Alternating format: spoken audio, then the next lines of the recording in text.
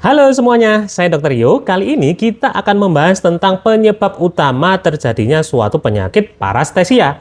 Nah, parestesia itu adalah suatu penyakit yang biasanya kita sebut sebagai kesemutan.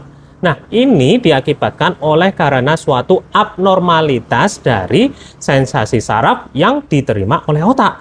Nah, kesemutan ini sebenarnya terjadi oleh karena apa? Nah, penyebab utamanya apa saja? Yuk kita bahas di sudut pandang kacamata dokter. Yang pertama adalah karena tekanan pada syaraf. Nah, misalkan nih, orang duduk bersila terlalu lama, terjadilah suatu tekanan di bagian syaraf-syarafnya yang ada di bagian kaki. Otomatis pada waktu berdiri, terasa tuh kaki kayak kesemutan, kayak terbakar, kayak ada yang gerigitin gini. Nah, pernah nggak Anda seperti itu?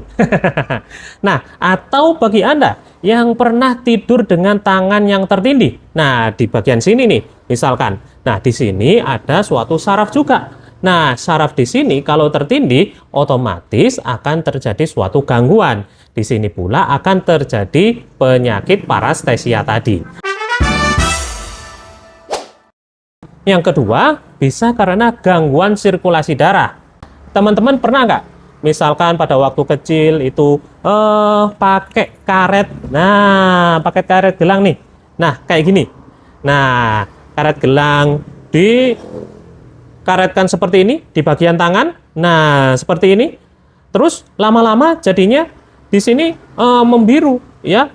Nah, kan juga terkadang terasa seperti kebas, geringgingan. Nah, ternyata gangguan sirkulasi darah itu juga bisa menyebabkan geringgingan. Nah, contohnya bisa terjadi pada pasien yang mengalami diabetes ataupun juga pasien yang mengalami aterosklerosis di mana aliran darah ke bagian sarafnya terganggu. Nah, yang ketiga nih, biasanya terjadi pada orang-orang yang dia itu vegetarian. Ya, kenapa? Karena dia akan kekurangan vitamin B12.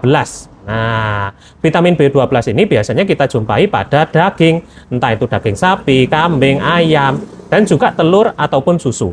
Nah, kalau kalian itu vegetarian, kurang makan makanan daging, otomatis bisa kekurangan vitamin B12.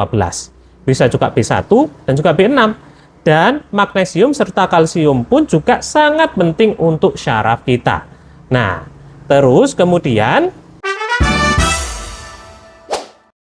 yang terakhir itu memang karena suatu penyakit saraf nih.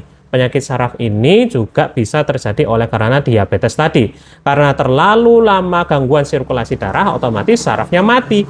Inilah yang disebut sebagai neuropati perifer akibat diabetes. Dan juga bisa terjadi karena efek samping obat. Nah, misalnya obat-obat kemoterapi, antibiotik, obat tekanan darah yang bisa menyebabkan kesemutan, dan lain sebagainya. Jadi, banyak juga ya yang bisa menyebabkan terjadinya suatu kesemutan. Nah, sekarang ada yang bingung nggak tentang kesemutan ini?